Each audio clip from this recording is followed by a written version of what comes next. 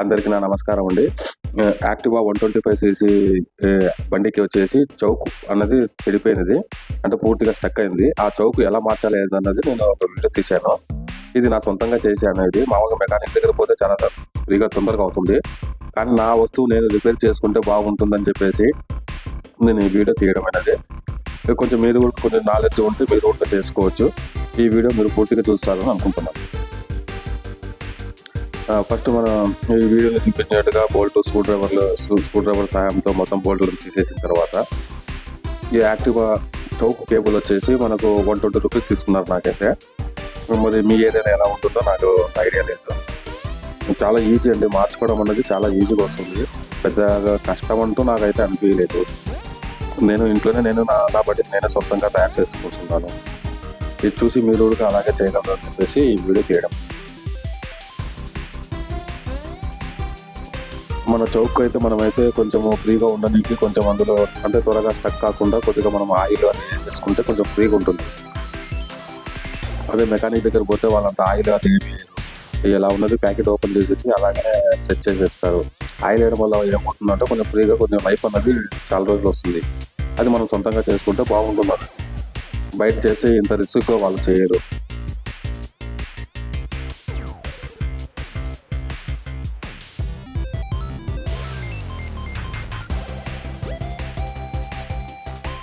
మనం ఈ వీడియోలో చూపించినట్టుగా ఆ చౌక్ కేబుల్ ఎక్కడ కనెక్షన్ ఉన్నది అక్కడ చిన్న స్క్రూ ఉంటుందండి. మన స్క్రూ డ్రైవర్ సహాయంతోనే ఆ స్క్రూ తీయాలి.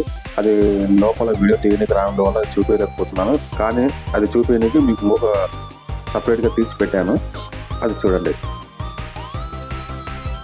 స్క్రూ డ్రైవర్తో చిన్న స్క్రూ తీసిన తర్వాత దానికి గ్రిప్ ఇచ్చారండి. ఆ గ్రిప్ సహాయంతోనే వైర్ తీసేసేయాలి. మనము వైరు తీసినప్పుడు పూర్తిగా తీయకుండా కొంతవరకు తీసేసి మనం కొత్త వైర్ ఉంటుంది కదా, పాత వైర్ దానికి కొత్త వైర్ ఇలా జాయింట్ చేసేసి దాని నుంచి లాగేస్తే బాగుంటుంది. లేదంటే కింద పూర్తిగా తీసిన తర్వాత దాని ప్యానల్ మొత్తం తీసేసి మనం కనెక్షన్ ఇవ్వాల్సి వస్తుంది. నేనైతే ఎలక్ట్రీషియన్ వాడే స్ప్రింగ్ సహాయంతో నేను చేశాను. లేదా ఫ్రంట్ ప్యానల్ మళ్ళీ తర్వాత బండికి ఉన్న కింద ప్యానల్ కూడా తీసేసి చాలా రిస్క్గా ఉంటుంది. 10 నిమిషాలు అయిపోవాల్సిన పని దాదాపు గంట పైన పడుతుంది. ప్రతి ఒక్క పార్ట్ చేయాల్సి వస్తుంది. నేను వీడియో తీసిన విధంగా మీరు కూడా అలా చేస్తే కొంచెం చాలా ఈజీగా అవుతుంది. ఆ విధంగా తీస్తే బాగుంటుందని చెప్పేసి నా ఉద్దేశం.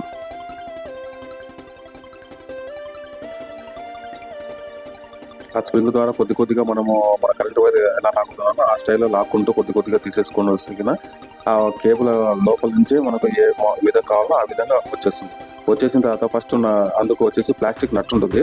ఆ నట్టు ఫిట్ చేసేస్తే అక్కడ చౌక్ వచ్చేసి ఫిట్ అయిపోతుంది. తర్వాత మనము ఆ ఇంజన్కు చౌక్ కేబుల్ కనెక్షన్ ఇవ్వాలి కాబట్టి మళ్ళీ అక్కడ నుంచి ఆ కనెక్షన్ తీసేసి ఆ కనెక్షన్ పెట్టేసేసారు. అది ఎలా పెట్టాలనేది చూడండి. పెద్ద కష్టం అంటూ నాకైతే అనిపించలేదు.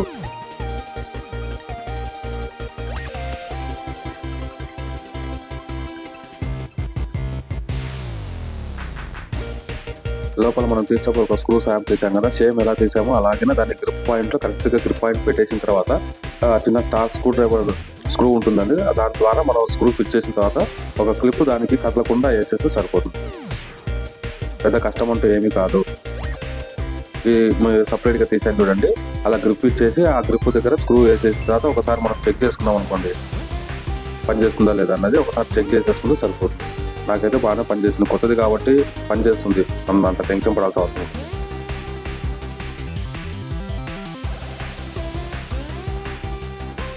ఆ స్క్రూ డ్రైవర్తో అలా ఫిట్ చేసేస్తే ఇంకా అది పక్కకు రాకుండా ఉంటుంది. ఒకసారి మనం చెక్ చేసేసుకుంటే మంచిది.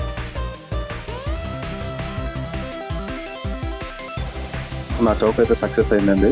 ఎందుకంటే నేను ఫస్ట్ టైం చేశాను. మెకానిక్ అయితే చెప్పి నాకు అంతగా ఇష్టం ఉండదు.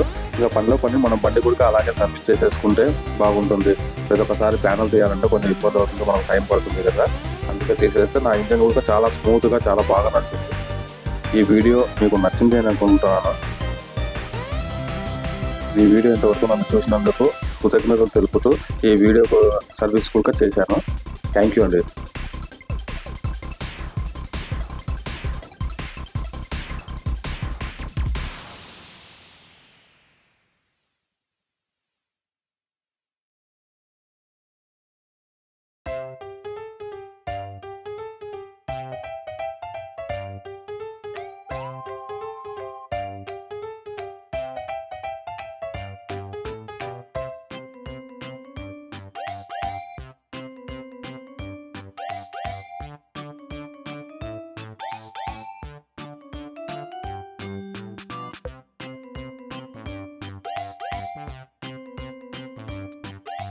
బాయ్.